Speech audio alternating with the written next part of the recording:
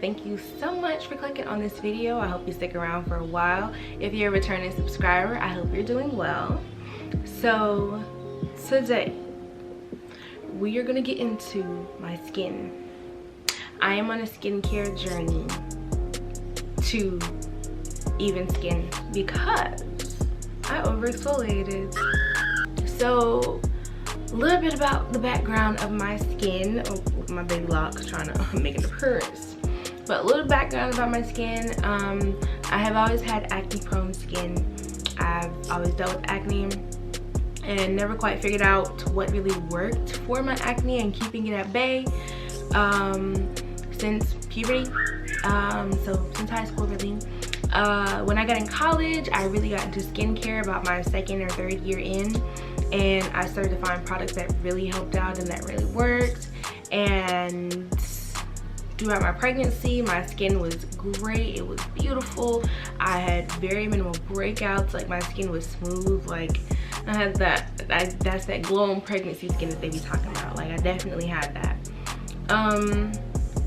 But after about a year-ish, yeah, after a little bit, about like almost a year and a half, my daughter was almost a year and a half, my skin still was great.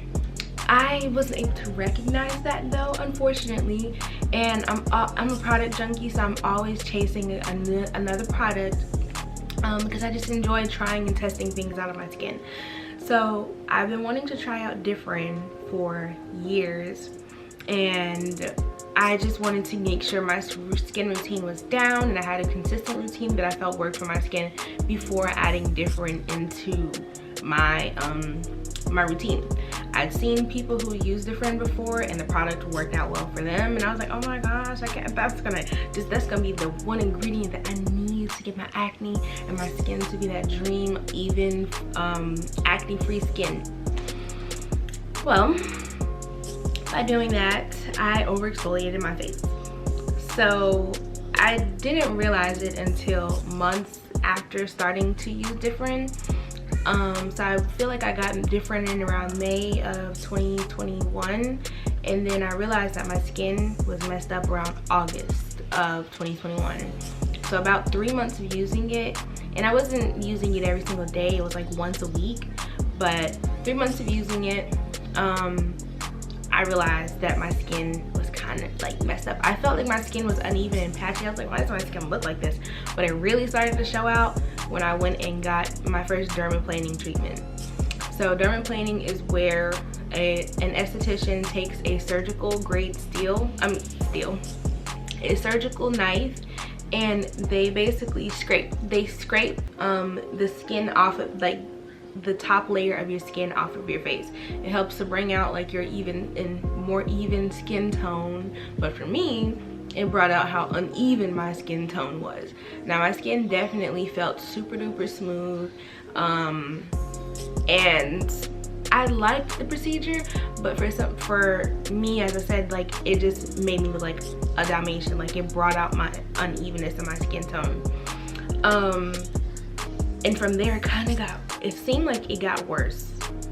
It seemed like the unevenness of my skin began to get dark. So for me, like, it's around my eyes where it's like my actual skin color, my previous skin tone, and all of my forehead on the side and like my cheek area here is a different color. And then down here around my mouth is where it goes back into like the same color tone as my eyeballs. So I actually I completely revamped my routine after noticing that I had overexfoliated. I incorporated a lot of hydrating products.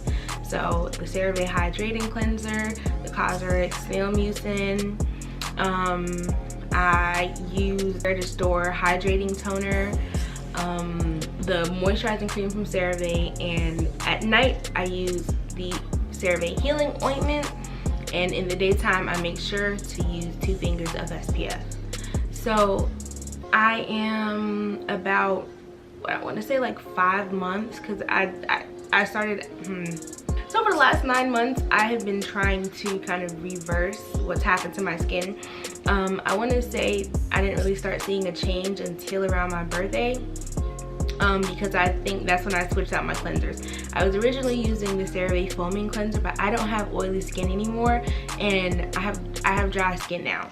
I think since using that product, it also dried out my skin as well. So now I switched out my cleanser from the CeraVe foaming one to the hydrating 2 foaming cleanser. But over time, that began to not be that great for my skin either. So I completely switched to the hydrating cleanser from CeraVe, and that's pretty much what I feel like has definitely changed my skin. So from there, I think I've done as much as I could do. So that's when I decided to seek help from an esthetician. So 2 weeks ago, I went to my first appointment with an esthetician and explained to her my skincare concerns, what my skin had been through, and where I'm trying to get.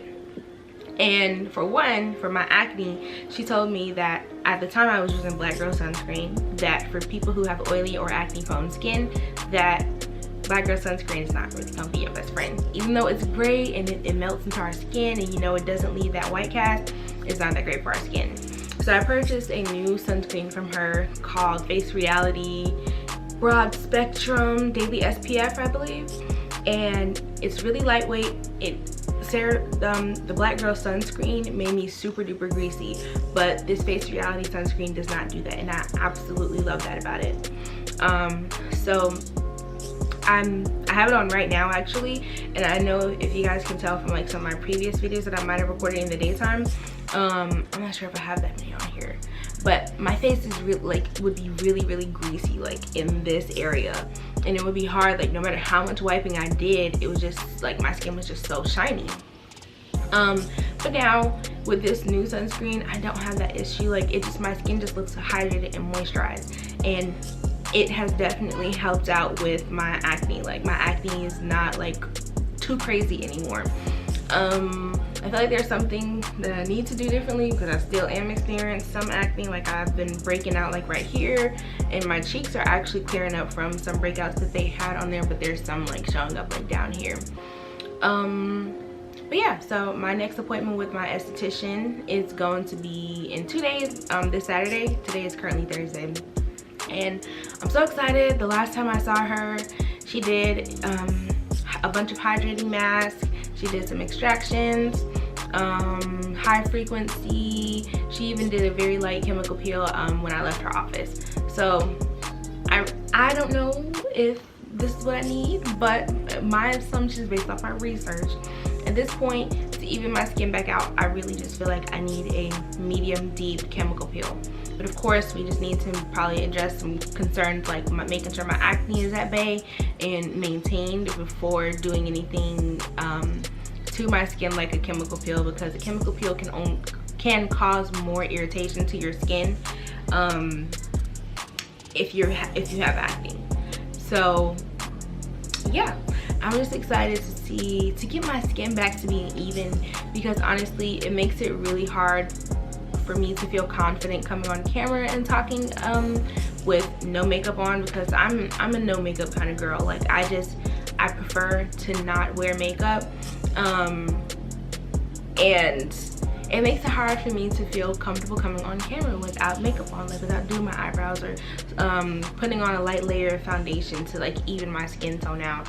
And I want to be able to be comfortable doing that, and obviously here I am. But yeah, because it's a video about my skin.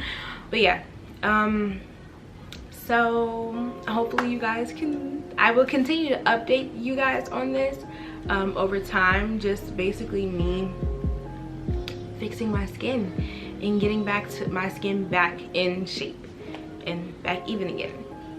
So yeah, I'll give you guys a close-up of what my skin is looking like. So here's what my skin is looking like.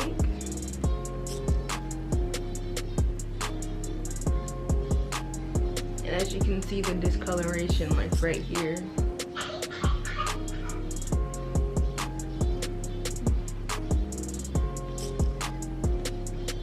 and definitely like right here it gets like lighter, and it makes me look like I've been punched in my eye, or like I had like fat pimples underneath my eyes or something.